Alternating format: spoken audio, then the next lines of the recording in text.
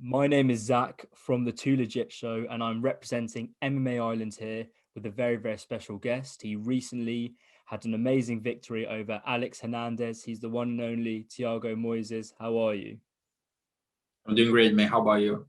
I'm great. And I saw on your Instagram the other day, you with a bunch of firefighters. What's the story behind that? I was hanging out with my friends in Denver. We saw some firefighters. They were training, and I tried to do like a little bit of day training and training routine. It's very hard. We need to really appreciate those guys, who put their lives on risk for the people. Do you think you'll ever maybe be a firefighter like Stipe Miocic? Man, who knows? That's a dangerous job, But I think that would be like very very good note to help other people, and I think that's an awesome job. And also, I saw on your Instagram it must have been snowing where you were. I saw you on a snowmobile, I think you call it. What was that like? I'm in Florida right now, but after my fight, I went to Denver, Colorado, a couple of my friends, and we had some fun. We drove the snowmobile, we did some snowboarding. Was very fun, good to relax and recharge the energies after a long training camp. And before we talk about your fight with Alex, I mean, how are you feeling after your fight? Do you feel fresh or are you still sore?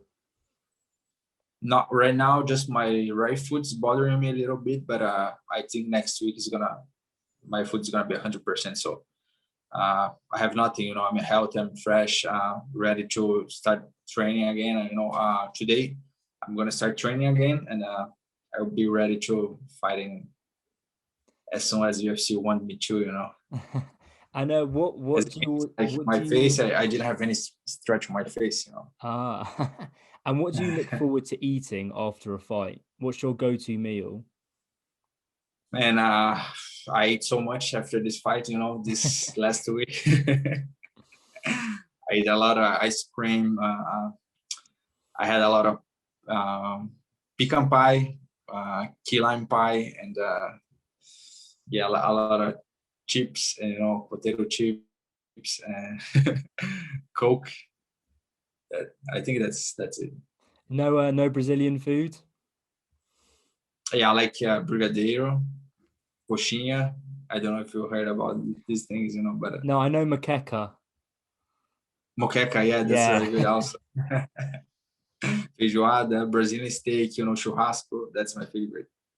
Nice. And you've won three in a row now. Do you take much notice of like the streak that you're on, or do you just look at what's next? I just wanna get better. Keep improving, keep training, keep getting better. And three victories in a row is a big deal, especially in lightweight division. Mm. Everybody's tough, everybody's good. So I want to keep getting better. I want to keep climbing the ranks. And I want to rank an opponent next. And you said you're going back into training soon. Is this year, because the lightweight division, there's a lot of talent in it. Is this year going to be a very active year for you? And what's your ideal time to fight again?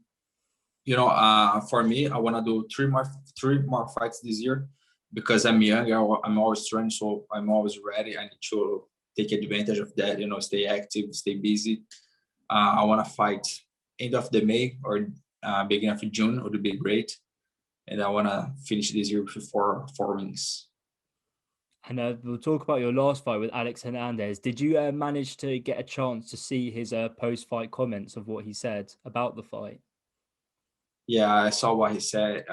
He said he thinks he won the fight, but he posted a picture on his Instagram, but you can see the comments, so that's enough. Yeah, do you feel like you don't really need to respond to that because you said your fighting does the talking? Are you just kind of leaving that, just not giving it much attention? Yeah, I don't need to give him the attention that he's asking for. I already did my job inside the cage. I already beat him, so there's not much that I want to say to him. I already beat him up. So And of course, everyone saw you after your fight. You were very focused on Ally Quinter. I mean, what do you make of him turning down your offer and saying for you to fight Rafael Fiziev? I think he's scared, I think he's running away, and if he doesn't want to fight, he should UFC should take him off the ranking, so I think he doesn't want to fight. I think he thinks it's a bad matchup for him because he's long time layoff, and especially my fight style. I do good against guys who has his style, and yeah, that's what I think. And also, well, he mentioned Rafael Fiziev, who was another really great fighter in the division. Would you be open to fighting him, or are you, as you said, you just want a really highly ranked opponent? Yeah, he's a great fighter, but the guys that I beat my last 3 fights, and I deserve a ranked opponent now. Do you believe if you were to get a ranked opponent and beat them, that would make Alex Quinter fight you? I don't know, and if Quinta doesn't want to fight me, that's okay. I don't care. I just want to keep climbing the ranks. Doesn't matter who it is. And well, your division is one of the most craziest and stacked with talent in the whole entire UFC. And I want to know, there's a lot of controversy about who should be fighting for the title. In your eyes, what fight makes the most sense for the title? I think right now should be like Dustin against Charles Oliveira would be like fair for the title. Yeah, I think those guys would be fighting. Do you understand Dustin's want to fight Conor again, maybe for money and not really look at the title, or do you think every fighter should be concentrated on the title over money? I think would be good. The third fight for Dustin against McGregor, and it will be good for him making more money. Because at the end of the day, he needs to pay his bills. He needs to support his family. And yeah, and he beating McGregor again. There's no way his next fight will be for the title. And you obviously said you're in Florida, you train at American Top Team, and I've got to know what was your first day like, or maybe your first week coming over from Brazil and just spending time in Florida. How was that for you? My first week at ATT? Yeah. I was very happy and felt like I was in Disneyland, and all the fighters that I used to saw on TV, all my idols, and I was watching those guys training, and I just got here. I was 17 years old. I spoke no English. I came by myself, and training with those guys at that age, it was a great experience. And yeah, I just want to train all day. 17 years old and a lot of energy, big dreams, and it was just an amazing experience. And there's lots of Brazilian fighters there at American Top Team. So do you think that's helped you morph into a better fighter and feel more at home whilst you're not in Brazil? Yes, of course. There's I think maybe half and a half Brazilians and Americans at ATT.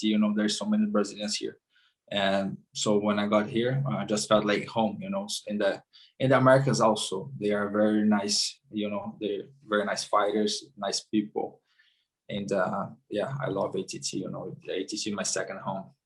Do you manage at all to maybe, do you think in American Top Team they should start teaching Portuguese classes to the American students? I think they can learn, just hanging out around us.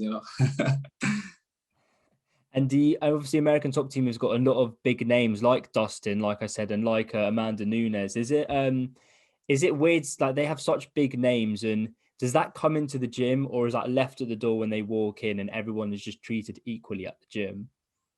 Yeah, of course, everyone's treated equally. Everybody's helping each other every day. The coaches try to make everyone better. That's what is great about ATT. So you go at the practice, and you're gonna go out better than you got in. Because there's so many talents, so many hard work fighters, and the coach willing to put in the work to make us better. There's no way you cannot get better here. And in your opinion, what's the number one thing to make a great MMA team? I think great coaches and great training partners. I think that's it. Yeah, we have everything here.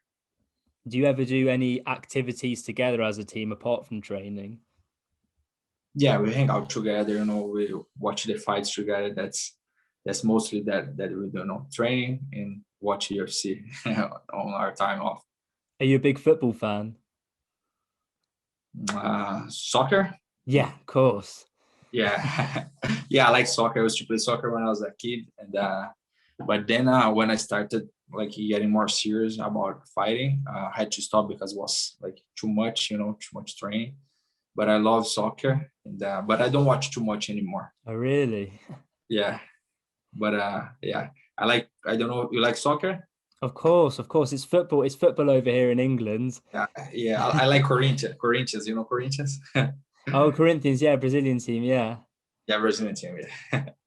I think, yeah. So, would you rather become the lightweight world champion or Brazil win the next two World Cups? Uh, sorry, can you repeat, please?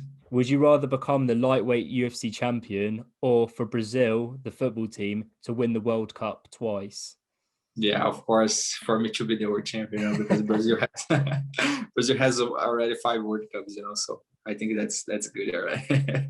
And obviously, Brazil is I'm sorry, I mean obviously MMA is huge in Brazil. You've got jiu-jitsu and also football, soccer is big in Brazil. Do you think one's clearly more popular than the other?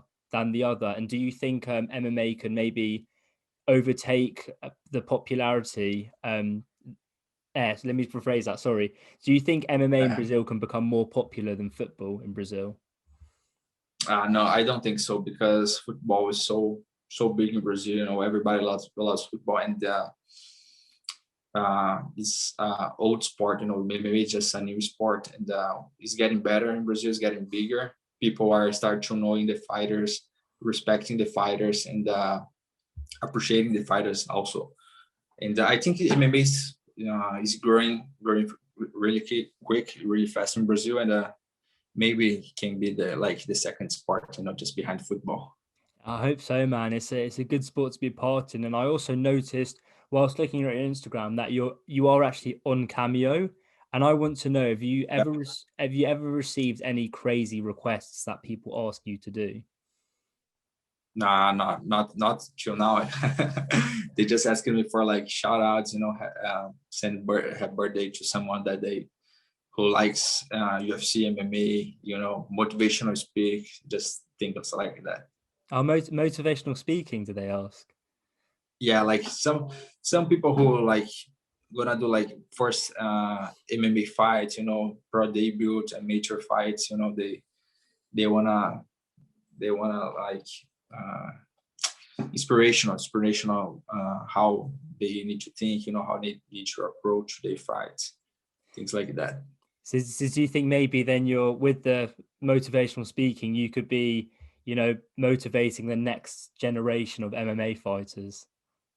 Yes, of course, and we never know how many people we inspire. So many people, they look at us, they look upon us, and we are inspiration today. So I want to be like a good role model, and inspire as many people as I can.